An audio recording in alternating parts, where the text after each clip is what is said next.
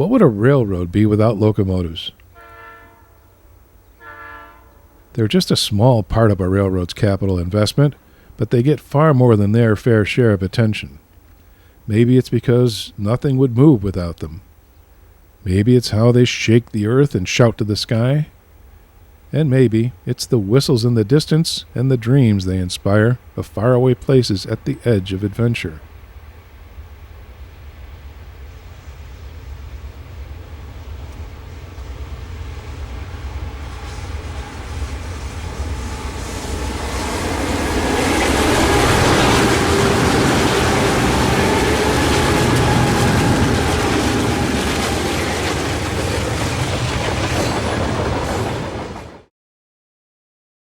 Since its earliest days, the Green Bay and Western was a customer of the American Locomotive Company.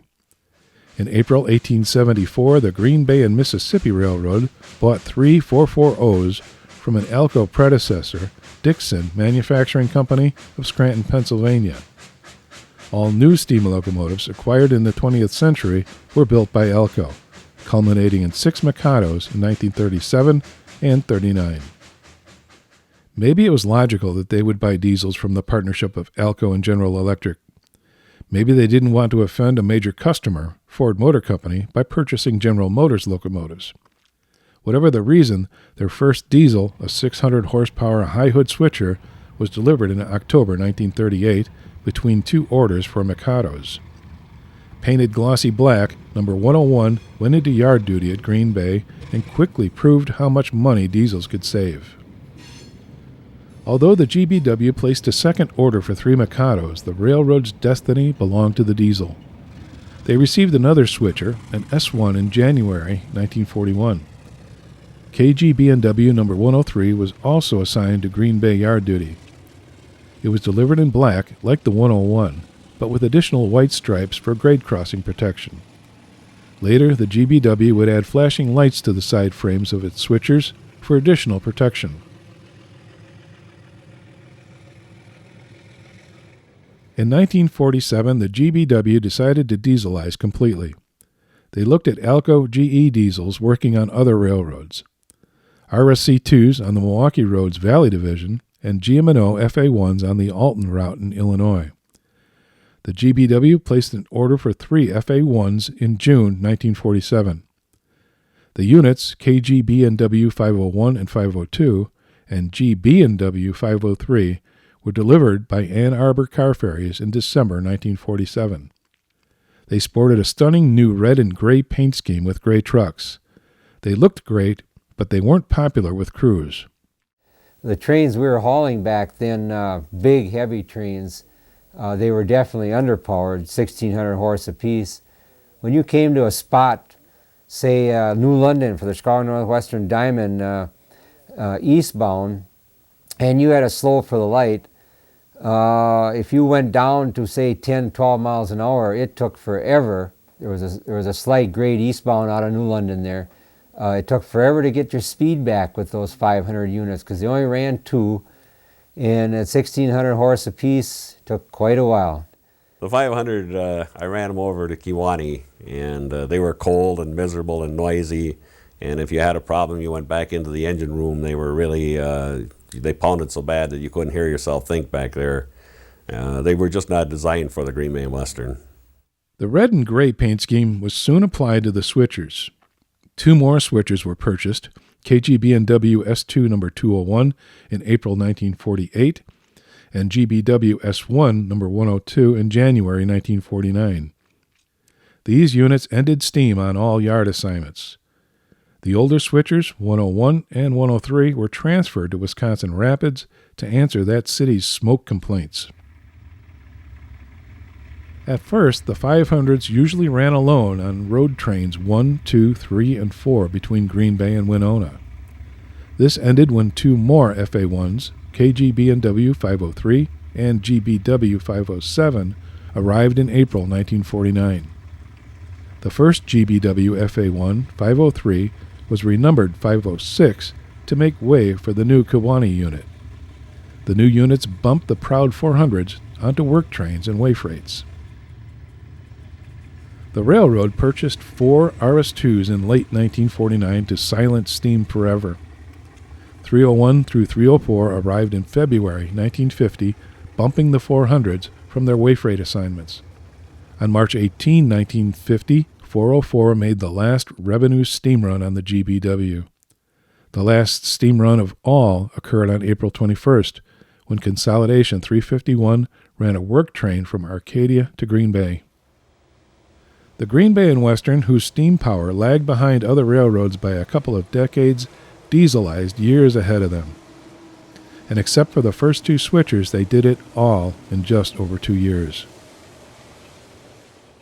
Throughout the McGee era, the GBW was known for its clean, spiffy locomotive fleet.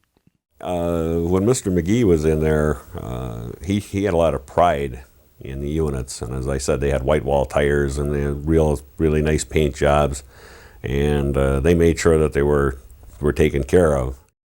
I think we felt, and I certainly always promoted the idea that the locomotives and the cabooses and the things that the public see are the showcases, and if you want to make a good public impression, why keep those things neat? Most GBW steam was scrapped quickly, except for the Mikados. They rusted at Norwood and later at the Milwaukee Road's nearby Oakland Street yard before they were scrapped in Gary, Indiana in 1956.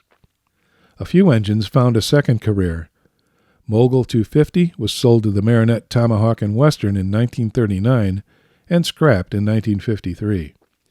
Starting in 1947, 4 GBW steamers went to the newly independent Annapolis Western, including Consolidation 351. Consolidated Papers bought its twin sister, the 350, in 1950. It may have been purchased to replace the Heisler they used in Wisconsin Rapids. After using the 350 for a few years, the company donated it to the city of Wisconsin Rapids. It was pulled out of the park in 1981 and is now preserved at the Mid-Continent Railway Museum in North Freedom, Wisconsin. Restored to its original identity, KGBW 49, it is the only surviving Green Bay steamer. The 1950s were good years for the GBW, and they ordered 2 RS-3s, which arrived in May 1951. To placate both the GBW's maritime partners, the units were delivered separately, 305 via the C&O and 306 via the Ann Arbor. Traffic continued to grow, so 2 more RS-3s, 307 and 308, were delivered in June 1955. We went through a tough period with Alco during the development of their engines. The 500s were the poorest of the locomotives that we bought, and Alco recognized that and made us whole on some of our expenses. The Alco developed a very fine road switcher, but the 500s were not a very successful locomotive.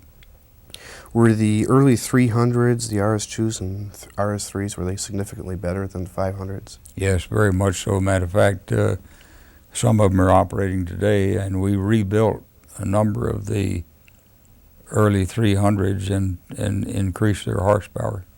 They were fine locomotives. By this time, GE had dissolved its partnership with Alco to develop its own line of locomotives. However, GE continued to supply electrical components to Alco and its successor, Montreal Locomotive Works, until those builders left the market. As the railroads gained experience in diesel locomotion, problems were surfacing with Alco's 244 engine. Alco developed an improved prime mover, the 251, which first arrived in KGB&W RS-11 number 309. Delivered in August 1956, this was also the first GBW locomotive with automatic transmission.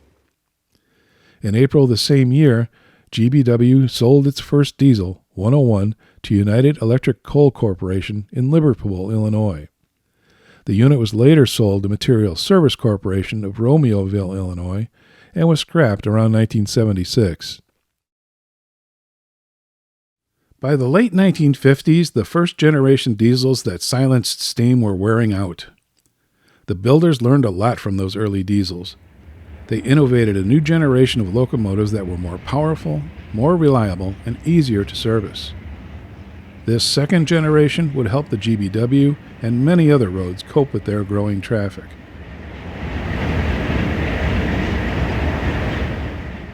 Alco developed the first locomotive to apply 600 horsepower per axle, the 2400 horsepower DL640. The GBW was the first railroad to order this new model, also known as the RS-27.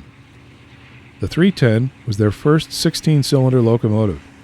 The switchers had inline sixes, and everything else had V12s.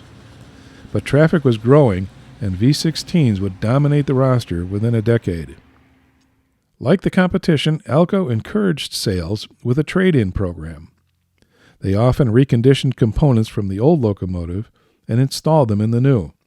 GBW retired the 506 in August 1960, stripped it, and shipped the trucks and other parts to Schenectady.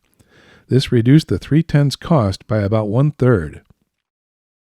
Competition heated up in the post-dieselization market, especially after General Electric started production. Alco responded by introducing the Century Series, their last family of locomotives. The Centuries featured improvements such as inertial air filters and sealed, pressurized car bodies to keep dirt away from the machinery. GBW traded in its remaining FA1s, one at a time, on C424s. Tell us about the original C424s, the 311 through the 314. How have they done for you? They've just kept plugging away since day one, and they're still doing the job today. Did any of those units get parts from the 500s when they were traded in? Trucks, main generators. The generator in the 313 is still an original. So that's pushing 40, 50 years old?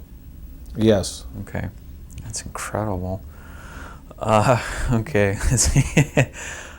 Shouldn't say that, it won't be working tomorrow. The 507 was traded in for the 311, delivered in September 1963.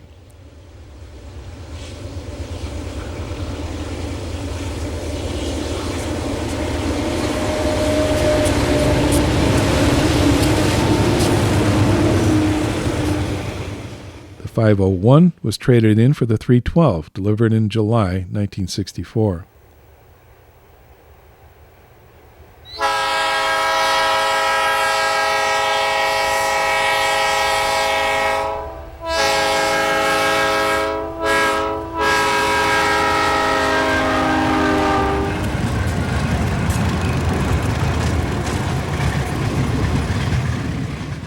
The 502 was traded in for the 313, delivered in January 1965.